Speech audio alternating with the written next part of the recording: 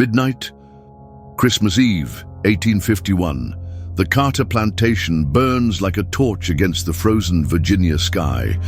Flames lick the windows, painting the night in orange and black. Inside, screams, frantic pounding, chains clattering against oak. The smell of pine smoke, tangled with the stench of burning flesh, drifts across the fields. A door splinters. From the darkness, a woman's shadow cuts across the snow, her breath visible, steady. Behind her, a faint lullaby rises, a child's, voice trembling against the roar of fire. The blaze devours the mansion whole. This was no accident. This was justice, drenched in fire. Morning light creeps over the Virginia hills, cold and pale. Frost clings to the bare branches, and the fields stretch wide, stiff under winter's grip. The plantation looms at the center, tall chimneys, wood smoke rising, white paint dulled. By years of rain and rot, from the quarters, a line of men and women shuffle toward the fields, chains at their ankles rattling softly. Their breath clouds in the frozen air. The whip cracks, a sound sharp enough to split silence. Jonas Pike lingers near the stables, shoulders bent, beard white as frost. He hums a hymn low, words too broken to understand, but rhythm steady like a heartbeat. "Jonas," the overseer barks, "move your hands, not your lips." Jonas keeps humming under his breath. His cracked fingers tug at the reins of the horse. He does not look up. Eli Turner trails behind the others, a boy of 12, with eyes wide, watching everything but never speaking. His bare feet crunch against frozen soil. A woman beside him whispers, "Keep your head down, child." Eli nods but doesn't lower his gaze. He studies the mansion windows, where silk curtains flutter against glass. A different world, warm and fat with luxury, while the fields remain empty of mercy. The whip cuts again. A grunt follows. Men bend, pressing shovels into hard earth, knowing the soil will yield little this season. But fear drives them harder than hunger ever could. Jonas leans closer to Eli as the boy passes with a bucket. His voice rasps like a rusted hinge. "You keep watch, boy. The Lord's work comes quiet like snow." Eli blinks at him but says nothing. His silence is both shield and prison. Inside the big house, laughter echoes faintly, muffled by walls. Carriages come and go. Visitors tip their hats, speaking of cotton prices, of slaves as numbers on a ledger. Wealth hangs heavy here, woven into the very bricks, dripping from gold frames and silver goblets. Outside, hunger gnaws. Whispers move faster than the overseer's boots, whispers of punishments, of lost children, of escape attempts cut short. In blood, each word is swallowed quickly, but they pass like smoke in the cold air. Never gone, always waiting, Eli overhears two women at the well. They say Jonas seen it, one mutters. "Seen what?" the other asks. "Smoke, not from the chimneys, fire bigger than any hearth." The women fall silent as the overseer's shadow lengthens across the yard. One coughs, drawing water quickly, the other lowers her eyes. The world here is built on silence, forced, beaten, carved into the skin of every man, woman, and child. But silence cannot hold forever. Beneath it, tension coils tight, waiting for the strike that will set it loose. The fire has not yet come in this telling, but already its echo lingers in the whispers, in the fear, in the watchful eyes of Eli Turner. The wind carries smoke from the chimneys across the frozen fields, but in the quarters it is always colder. Inside one of the cabins, Sarah kneels by the hearth.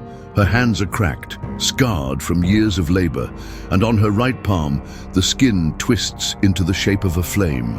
She rubs it absently as if trying to remember when the pain first burned. "Into her flesh. Sing it again, Mama," Anna whispers, curled under a thin quilt. Her eyes are wide, brown like rich earth, though the firelight reflects in them like tiny stars. Sarah strokes her daughter's hair, her voice low, carrying the melody her own mother once sang. Chains in the dark, fire in the night, blood in the river, freedom in sight. The lullaby is both comfort and curse, a memory of pain passed from one generation to the next. Anna giggles softly at the rhythm. It sounds like a spell. Sarah smiles faintly, though her eyes dim. Maybe it is. The door creaks open, cold air rushing in. Jonas Pike steps inside with a bucket of water. His hymn falters as he sees mother and child. Best keep that. Song quiet, he warns, voice low. Walls got ears and ears got whips. Sarah nods but does not silence her daughter. Anna hums the tune under her breath, like a secret the world cannot strip away. Years earlier, Sarah had been sold at 12, her small hand still clinging to her mother's skirt when the trader pulled her away. She remembered the wagon ride, the sound of chains against wood, her mother's voice fading in the distance. That was the first scar. The second came years later when she tried to strike an overseer with a rock after he whipped another child. They burned her hand for it, branded her with fire so she would never forget. Now each time she looks at the scar, she does not think of punishment but of a promise, one yet unfulfilled. Richard Carter drinks his brandy in the grand hall each evening, the glass clinking softly against his teeth. He wears polished boots, silver buttons glinting, his voice smooth as honey when guests are present. But beneath the polish, cruelty lingers. At a dinner table once, he raised his glass. Discipline, he said to his sons, is the root of order. Fear, gentlemen, fear is the tool of power. A man who is not feared is a man already ruined. His eldest son, William, smirked with pride. Henry the Younger nodded too eagerly. Rebecca Carter, silent at the table, stared at her plate. Richard inherited the plantation after his father's death. Some said the old man's heart gave out. Others whispered Richard hurried the end with brandy laced in bitterness. But no one questioned him aloud. His reputation as a man who got results grew his crops profitable, his punishments infamous. Sarah remembered his words the day she first met him. "You will learn obedience," he had said, tilting her chin upward with a finger. "Or you will learn pain." He smiled as though he were teaching her kindness. Now, years later, Sarah whispers to Anna by the fire. "One day you'll be free," she says. Anna frowns. "Free like in the lullaby." "Exactly." "Will you come with me, Mama?" Sarah presses her scarred hand against the child's cheek. "Always." Outside, the sound of the overseer's whip cuts through the cold, followed by a cry. Anna shivers. "Don't be afraid," Sarah murmurs. "Fear feeds them, courage burns them." The girl nestles closer, her small hand clutching her mother's wrist. Later that night, in the big house, Richard Carter pours another glass of brandy. The flames in the hearth glow, shadows playing across his face. He calls for Sarah to bring more wood. She enters silently, Anna asleep back in the cabin. Richard studies her scar as she sets the logs down. "Still reminds you of your place, doesn't it?" His tone is casual, almost conversational. Sarah does not answer. "Pain," Richard continues, sipping, "is the finest tutor. My father taught me that, and I will teach my sons." He leans back, smirking. "Your kind learns slowly, but you do learn." Sarah meets his gaze, her silence sharper than any word. Richard laughs, satisfied, and waves her away. But as she leaves, she hums the faintest thread of the lullaby, soft enough he mistakes it for wind. In the quarters, Anna stirs awake as Sarah slips under the quilt. "What did Master say?" she asks, sleep still heavy in her voice. "Nothing worth remembering," Sarah answers, her tone steady. Anna hums the lullaby once more, drifting back to dreams. Sarah lies awake beside her daughter, staring at the scar on her hand glowing faintly in the firelight. It does not hurt anymore, it only waits, and in that silence she promises herself. Chains break, fire spreads, blood answers blood.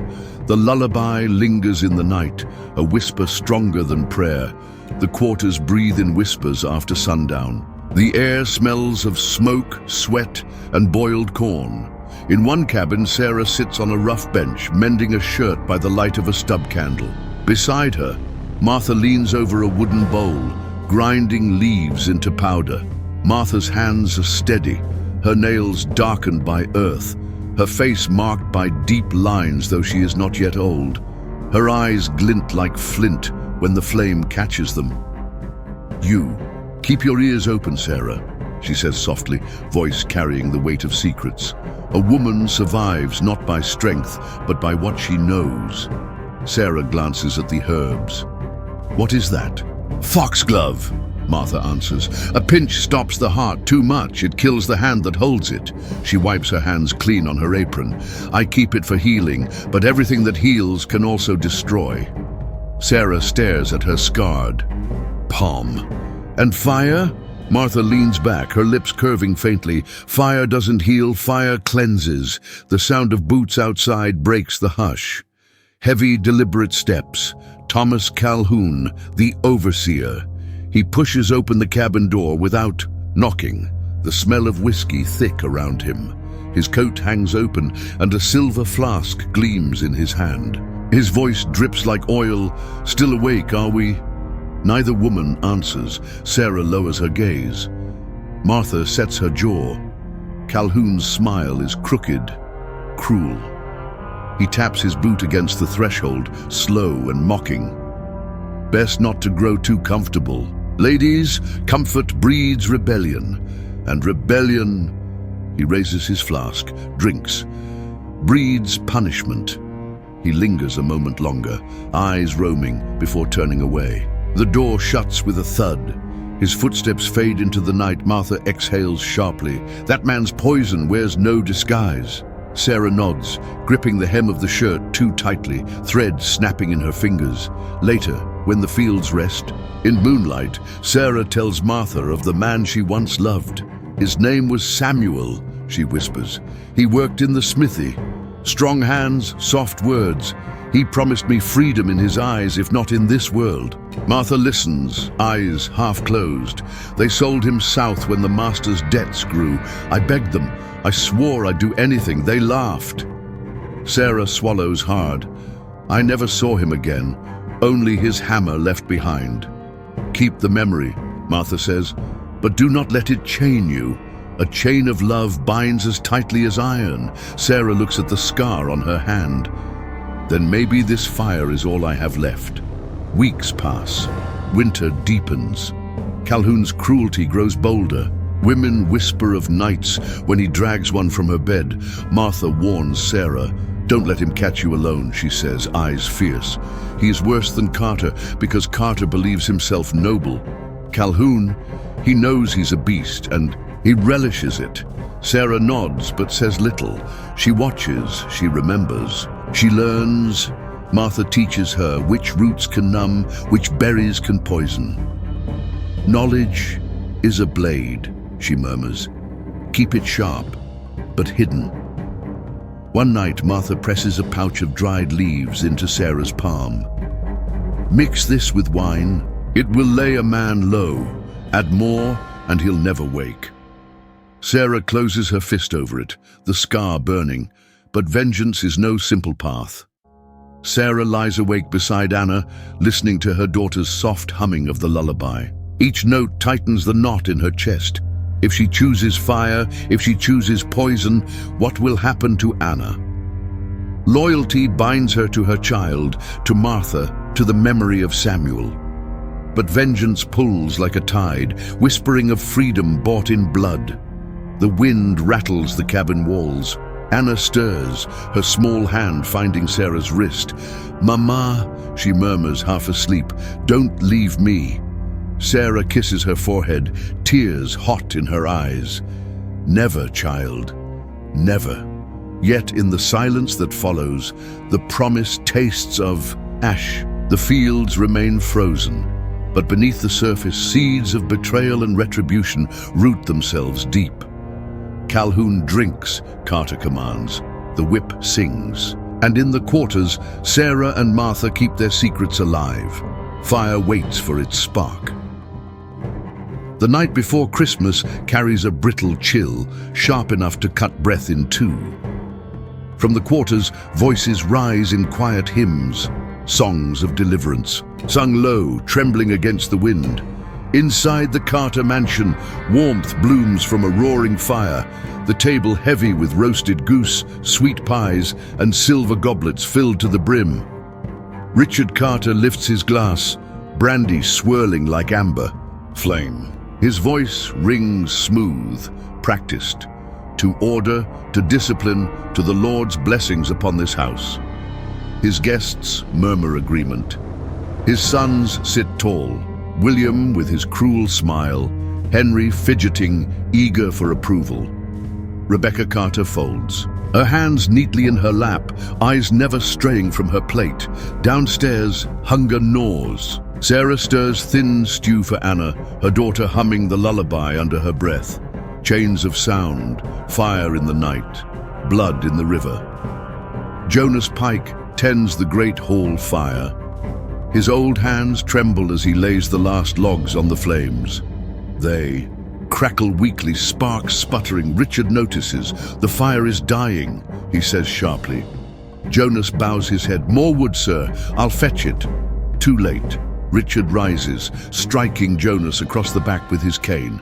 The old man crumples, gasping, him breaking into a cough. The room falls silent but for the whip-crack echo of the blow. Sarah, standing at the edge with a tray, feels tears prick her eyes. She holds them back. Richard leans close, his voice a venomous whisper. Don't forget your place. She lowers her gaze, jaw tight. Later, when the feast quiets, William Carter strolls into the quarters, curiosity tugging at his arrogance. His boots crunch against the dirt floor. Children hush, women stiffen, men bow their heads. Only Anna keeps humming, her little voice, weaving the lullaby into the smoky air. William stops, smirk curling. What's this, music in the dark? Sarah steps forward. She means no harm, sir, she's only a child. Anna blinks up at him, still humming softly. The smirk sharpens into something cruel. William's hand rises quick as a snake. The slap lands hard across Anna's face, the crack echoing louder than the whip. She stumbles wide-eyed, stunned into silence. Time freezes. The quarters hold their breath. Sarah catches her daughter, pulling her close, her scarred hand trembling. William sneers. Children should learn quiet. Discipline starts young. He turns on his heel, striding back toward the mansion. Laughter spilling from his throat as though nothing had passed. The silence he leaves behind screams louder than any hymn. Anna presses her face into her mother's chest. Sarah kisses the child's hair, her heart beating like a drum.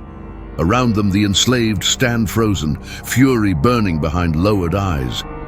Jonas mutters a broken hymn again, his voice shaking. Martha grips Sarah's arm, whispering, "This cannot go unanswered." Sarah stares at the doorway William disappeared through. Her scar burns as though freshly branded. Narration slips in like a blade. He didn't run. He didn't beg. He just raised his hand against a child. And in that moment, the seed of fire was planted, watered with silence, nourished by rage. The quarters hold their fury close, the weight of it pressing down heavier than chains. Christmas hymns falter, replaced by whispers that move like smoke. The Carter family feasts in gold-lit rooms, but in the shadows, something far more dangerous has begun to rise. Snow falls thin and sharp, layering the fields in white. The quarters grow colder, the air heavy with silence. Sarah moves quietly, now each step deliberate. She saves scraps of fat from the cookhouse, hiding them beneath loose boards. She pours leftover oil into a clay jar, wrapping it in rags to keep it from clinking. Martha watches with steady eyes, her voice low. Every drop counts, Martha whispers. Fire feeds on patience. Don't rush it. Sarah nods. Her scar tingles with memory each time her hand touches the jar. One night, as Sarah carries a bucket of water through the kitchen, Thomas Calhoun lingers in the shadows, flask in hand. His eyes are bloodshot, his grin slow and poisonous. "Up late, are you?" he drawls, stepping closer. "Water doesn't fetch itself at this hour." What's in your hands, girl? The bucket tilts. Sarah steadies it quickly, her heart pounding. The small jar of oil hidden under her apron presses against her ribs. Just water for the hearth, she murmurs. Calhoun leans closer, sniffing the air like a hound. You smell of smoke, he mutters, lips twisting. Best keep your nose. And clean. I'd hate to see that pretty scar burn deeper. He chuckles, brushing past, boots echoing on the stone floor. Sarah exhales only when the door shuts behind him. Martha's words echo in her mind. Fire cleanses. In the yard the next day, Eli Turner balances a bundle of kindling in his arms. His eyes follow Sarah as she slips another scrap of fat into her apron. He hesitates, mouth opening as though to speak. Jonas touches the boy's shoulder. Keep watch, child, but keep silent. Eli closes his lips again, eyes wide with secrets too heavy for 12 years. He watches Sarah disappear into the quarters, and the kindling shakes in his small hands. Sarah is not alone in her planning. Joseph moves beside her often, carrying loads too heavy for one, taking lashes that weren't his. His shoulders are broad, his eyes steady. At the well, he leans close, voice low. You're gathering something, Sarah. Don't deny it. Her eyes narrow. And if I am? Joseph's jaw tightens. Then let me help. I'd burn the world for you if it meant you'd be free. She studies him, the weight of his confession heavy. But her silence is an answer enough. His loyalty burns brighter than any torch. Inside the mansion, Rebecca Carter arranges silver spoons for Sunday guests. Her hands move with grace, but her eyes are cold as polished glass. She pauses when Sarah enters to sweep the floor. Your people sing too loud at night, Rebecca says, voice clipped. My husband tolerates it.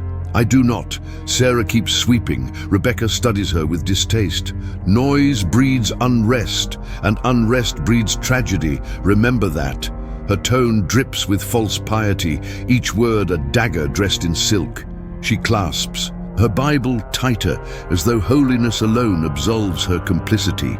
Henry Carter, the younger son, watches Sarah too. Unlike William's cruel confidence, Henry carries insecurity like a cloak. He mimics his father's sternness, his brother's arrogance, but it fits awkwardly. He lingers near the field, sneering at the workers. Faster, he barks. Father says laziness is sin. The lash in his hand cracks, though it lands weakly, uncertain. He scowls, desperate to be feared. Sarah meets his eyes once, scarred hand pausing mid-motion. Henry's grip falters, his voice dropping to a mutter.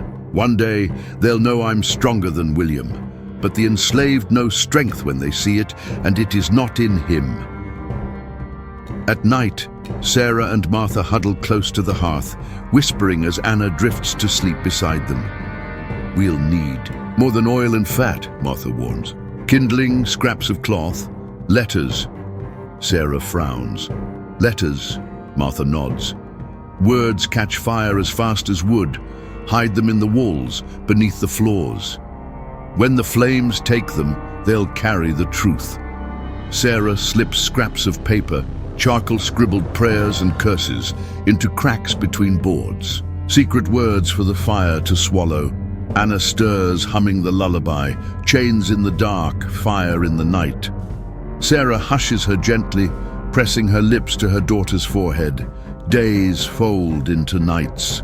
Preparation becomes ritual. Sarah moves, through shadows with quiet grace, each task an offering to vengeance. Oil hidden, cloth tucked away, scraps gathered. Joseph brings news of guards' routines, Martha mixes powders, Jonas hums hymns as cover for whispered plans. And Eli, silent Eli, watches. His eyes are sharp, his silence sharpest of all. In the stillness of the cabin, Sarah traces her scar. Chains rattle faintly in the wind. The lullaby hums low. The walls hide secret letters waiting to burn. The fire has not yet begun. But in every hidden jar, in every whispered word, in every unspoken vow, its breath gathers strength. The night waits. The house waits. and Sarah's heart beats like a drum of war. The night is heavy with celebration. From the big house comes the clink of goblets, the swell of laughter, the creak of floorboards beneath dancing boots. Candles flicker in the windows, their light spilling into the darkness like signals of careless joy. In the quarters, silence. The hymns have ended. Only the crackle of small hearths and the soft hum of Anna's lullaby break the stillness. Sarah ties her shawl tight, scarred hand trembling as it grips the small jar hidden under her apron. Martha's eyes meet hers. "Ah, you ready?" Martha whispers. Sarah nods once. "It's time." She slips into the mansion's kitchen, shadows clinging to her like a cloak. The smell of roasted goose still lingers, mixed with spilled wine and ash. She sets the jar down, her hands steady now, and begins to pour. Fat, oil, scraps of cloth, laid like offerings at the altar of fire. The flame from a candle hisses as it touches the soaked rags. A spark catches, then another. Slowly, almost reverently, the fire licks upward, orange tongues against pine. Upstairs, William Carter raises a glass. To fear, to strength. Henry laughs too loudly, desperate to sound like his brother. Richard Carter leans back, drunk, eyes half closed, brandy dripping down his chin. Rebecca clasps her Bible tight, whispering grace beneath her breath. None of them hear the first crackle, the quiet roar awakening below. The fire spreads fast. The kitchen breathes smoke. Flames crawl up the beams, greedy, alive. Sarah moves through. The corridor, her scarred hand brushing the walls as though blessing them. She does not run. She does not hide. She walks with purpose, the fire following her like a shadow. Then, the scream. A servant bursts into the hall. "Fire! The house! Fire!" Chairs scrape. William leaps to his feet. "What nonsense!" He stops, choking as smoke billows through the doorway. Henry coughs, panic seizing him. "Father!" Richard staggers, up knocking over his goblet. "Fetch water, douse it, damn you all." His words slur, his balance broken by drink. Rebecca clutches her cross, whispering, "Lord have mercy, Lord have mercy." The walls groan, wood splitting under heat. In the quarters, Eli Turner watches from the doorway, eyes wide. Flames dance in the windows, shadows twisting. "It's burning," he whispers, voice trembling. Jonas mutters a hymn louder than before, his voice cracked but steady. "Swing low, sweet chariot." Inside, chaos reigns. William shoves servants aside, smoke clinging to his fine clothes. "Move, damn you! Get out of my way!" He coughs, eyes stinging, but pride keeps him from screaming. Henry claws at the door, but the flames roar up the stairwell, blocking escape. He turns, face pale with terror. "William, we're trapped!" William snarls, coughing. "Quiet! Shut your mouth!" Richard stumbles, coughing blood-tinged smoke. He lurches toward the door, hand outstretched. The beam above him snaps, flames cascade like molten rain. He collapses, body writhing in fire. Rebecca falls to her knees, clutching her Bible against, her chest rocking back and forth. "Though I walk through the valley of the shadow of death." Her voice shakes, her prayers drowned by the roar. Martha rushes from the kitchen, flames curling at her skirt. "Sarah!" Joseph appears, pulling her back, stamping the fire from her dress. She gasps, clutching his arm. "I thought it had me." He grips her hand tight. "Not tonight. Not you." Together they stumble into the snow, coughing, eyes wide. With the glow behind them, Thomas Calhoun charges into the hall, half drunk, his flask still at his hip. He curses as he sees the blaze, grabbing a pail, flinging water uselessly at the inferno. "Damn it all! Out! Get out!" His voice cracks with fury and fear. He stumbles toward the stairwell, but fire lashes at him, licking his coat. He screams, staggering back, half his beard singed, his skin blistering red. He drops to his knees, clawing at his face, howling curses at the smoke. Outside, Sarah stands in the snow, Anna pressed against her side. The girl clutches her mother's hand, eyes wide at the sight of the burning house. "Mama, Anna whispers, "They're screaming." Sarah does not answer. Her silence is iron. Inside, William's voice carries, raw and furious. "You'll pay for this. Do you hear me? You'll burn for this." His words end in a fit of coughing, swallowed by smoke. Henry wails, pounding against a locked window. His fists leave blood smears on the glass. "Please, help!" Rebecca's voice floats. Through the din, prayer after prayer, each one more desperate. "Deliver us, Lord, deliver us." The fire does not listen. Jonas's hymn grows louder in the quarters, joined by others, voices trembling but strong. "Comin' for to carry me home." Eli watches Sarah, his lips parting as though to speak, but no words come. His silence, his choice now, heavy with meaning. Joseph kneels in the snow beside Martha, both of them coughing, faces lit by fire. He looks at Sarah. "It's done." Sarah nods.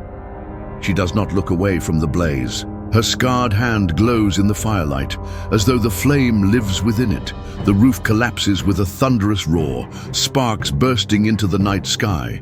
William's curses die in smoke. Henry's cries fade into silence.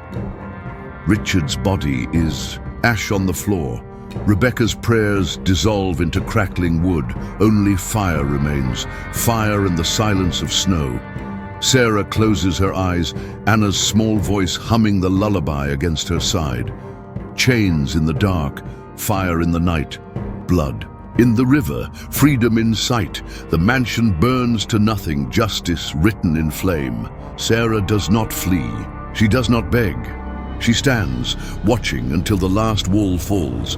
The night has been remade. The fire left the Carter mansion a blackened skeleton against the winter sky. Charred beams jutted upward like broken ribs, smoke curling into the heavens. Snow fell soft over the ruin, covering ash, smothering embers. By morning, word had spread like wildfire through the county. The funeral was swift, though no body remained whole. Richard Carter's coffin was heavier than the ashes it carried, his name etched in polished oak. William and Henry were laid side by side, though the brothers had fought even in their last moments. Rebecca Carter stood in black lace, her hands clutching a Bible so tightly the knuckles gleamed white. "God's wrath is upon us," she whispered over and over. Neighbors nodded, murmuring prayers, but behind their words was suspicion, hunger for retribution. One planter spat into the dirt. "It was no accident. Someone set that blaze." Another answered, "Slaves whisper more than they pray. They brought this hell down on us." Rebecca's voice rose, trembling. "I saw her, the woman with the scar. She was there." She watched. Her words became seed, and from them grew vengeance. Thomas Calhoun survived, though his face bore melted flesh, half his beard gone. He sat before the magistrate, flask still trembling in his hand. His voice rasped when he spoke. "She moved through the house that night," he insisted. "I saw her shadow, heard her steps. Sarah, she's the one." The magistrate narrowed his eyes. "And the others?" "Silent. All of them. But silence is guilt." Word spread of a trial. White men rode the county roads, gathering to see justice done. The town square buzzed with rage. "Make an example," they shouted. "Stamp out rebellion before it spreads." Sarah was dragged from the quarters, wrists bound in iron. Anna screamed for her mother, Martha clutching the child until a whip cut her across the back. Joseph lunged forward, only to be beaten down by guards. Jonas raised his hymn, but his voice cracked, his body collapsing under the weight of chains. Sarah walked in silence, her eyes fixed ahead. In the cabins, whispers spread. Some called her a savior, some called her doomed. "She lit the fire for us," one man murmured. "But we'll pay the price." Children hummed the lullaby under their breath. Women clutched each other tighter. Men kept their heads down when the overseer's boots drew near. Those suspected of knowing too much were flogged until their backs split open. Jonas, old and frail, could not rise after the lashings. He died in the chains they had fastened. to keep him from falling. His final hymn lingered unfinished in the air. Joseph was sold south within days, his loyalty deemed dangerous. Martha survived her beating, though her body carried the marks like carved scripture. She whispered to Sarah before the trial, "You lit the fire, now hold it." The courthouse was packed, air thick with sweat and fury. Rebecca Carter sat in the front, veil drawn low. Calhoun leaned on a cane, face bandaged. The magistrate's gavel cracked like a whip. "Bring forth the accused." Sarah entered, chains rattling at her ankles, her scarred hand bound in iron. She did not stumble. Her gaze swept the crowd, but lingered on no one. Witnesses were called, overseers, neighbors, Rebecca, Calhoun. Each voice rang with venom. She was in the kitchen that night. She sang as the house burned. She cursed us with her silence. Finally, the boy Eli was summoned. He stood small against the towering bench, hands clasped, eyes wide. "Tell us," the magistrate demanded. "What did you see?" Eli's lips trembled. His gaze darted toward Sarah. She met his eyes, her face calm, unreadable. "I saw smoke," Eli whispered, "and shadows." "Whose shadow?" Eli hesitated. His silence stretched until it threatened to break. Then, it was like the fire itself walked. "Not man, not woman, just fire." A murmur spread. The magistrate slammed his gavel. "The boy speaks nonsense. Strike it from the record." Sarah's lips curved faintly, almost a smile. When the court demanded her own testimony, Sarah finally spoke. Her voice was clear, steady, stronger than any chain. "The fire was mine." Gasps rose from the crowd. Rebecca clutched her veil tighter. Calhoun spat into the dirt. "That is all," Sarah said. She closed her mouth again and never opened it for them. The magistrate declared her guilty. The punishment: death. The crowd roared its approval. They wanted more. Beatings for the others, sales, punishment by terror. And they received it. Jonas was already gone. Joseph vanished on a wagon south, his fate sealed in another man's ledger. Martha lived, bent but unbroken, her whispers still smoldering like embers. Sarah was held in chains until the gallows could be built. At night, in the cabins, the enslaved spoke softly, words half prayer, half legend. She claimed it. The fire was hers. She burned them where they stood. She didn't cry, she didn't beg. Children hummed the lullaby, its verses shifting. No longer chains in the dark, but fire as freedom. Eli sat in silence, the weight of his choice pressing on him. He had lied, not by omission but by metaphor. He had said what was true without condemning her. He carried that silence like a shield. 3. Perspectives merged into one truth. The Carter house lay in ashes, and nothing would ever be the same. The White family demanded vengeance. The overseer swore revenge. The community carried whispers that could not be burned. And Sarah waited, her scar burning brighter than the torches that guarded her cell. The trial ended, the sentence fixed. But Sarah's story did not stay chained to the courthouse. It slipped out through cracks in the walls, carried in whispers, in songs, in the silence of those who watched her walk to judgment without flinching. Newspapers in Richmond and Charleston called her a monster. "Slave woman burns, master alive." Christmas Eve massacre. Unholy rebellion. Columnists described her with poison in their ink. A demon, a savage, a serpent cloaked in human skin.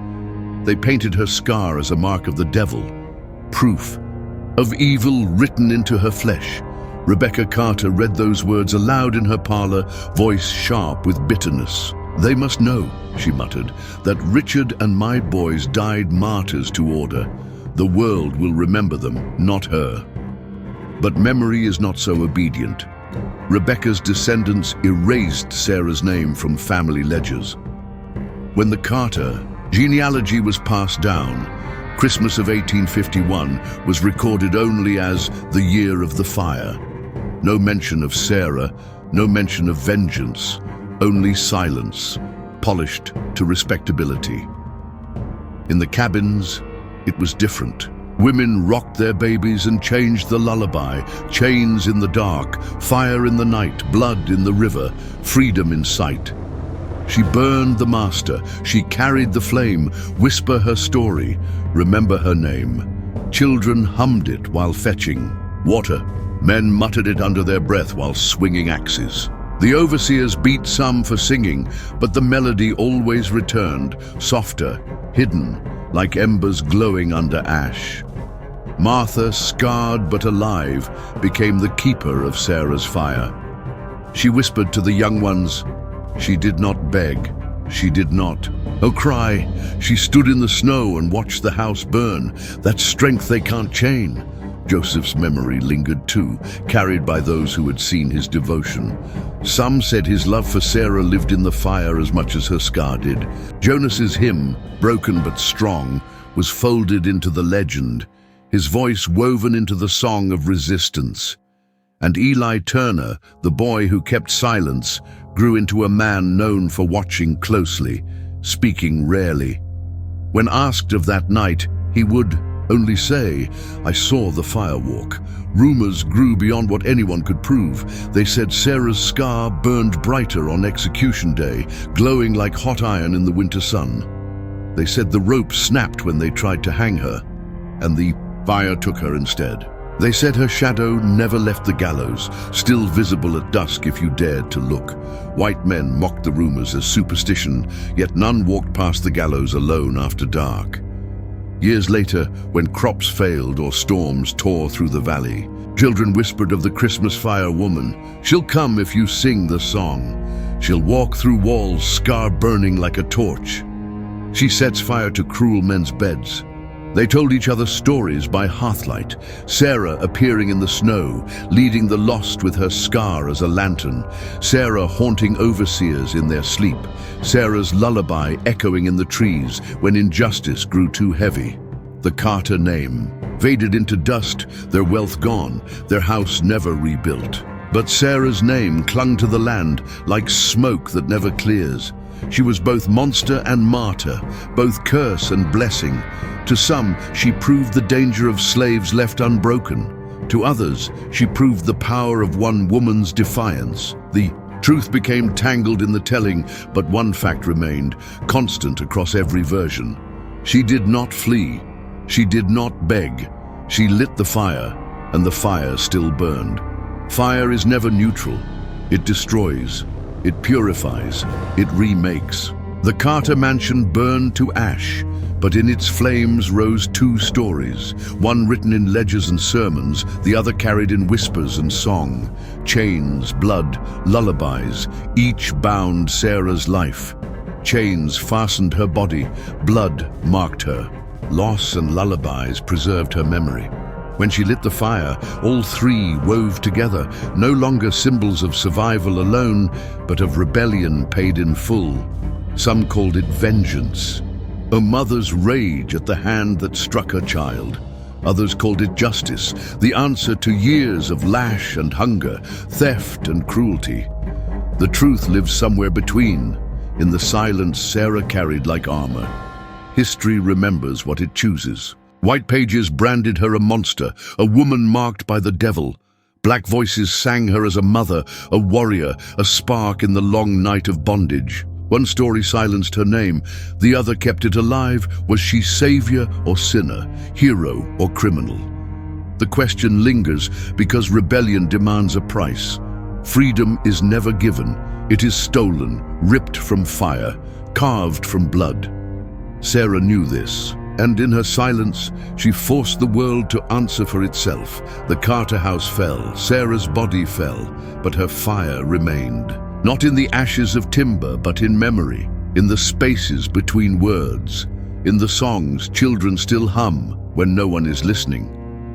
What is remembered? A woman who burned her masters.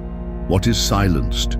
The centuries that made her choose flame. Fire was hers, and it has never gone out. If you were in Sarah's place, chains on your wrists, your back carved by the whip, your child struck down before your eyes, what would you do? Would you forgive? bow your head, swallow the silence? Or would you burn it all down, knowing the fire might consume you too? Sarah's choice was not born in a moment. It was carved over years, each scar, each lash, each child sold away. Her fire was not madness, it was memory, it was rebellion. It was justice claimed in the only language her oppressors could not. Silence. And yet the question remains for us, what is the legacy of chains? What is the cost of rebellion? Whose voices are remembered and whose are erased? Sarah's story is not just her own, it is a mirror held to history and to us. So I ask you now, if the world gave you nothing but silence and pain, would you forgive or would you set the night alight? If this story burned into you, share it. Keep her fire alive. Subscribe for more dark, untold stories of history. And remember Sarah, not as a monster, not as a ghost, but as the woman who chose flame over chains.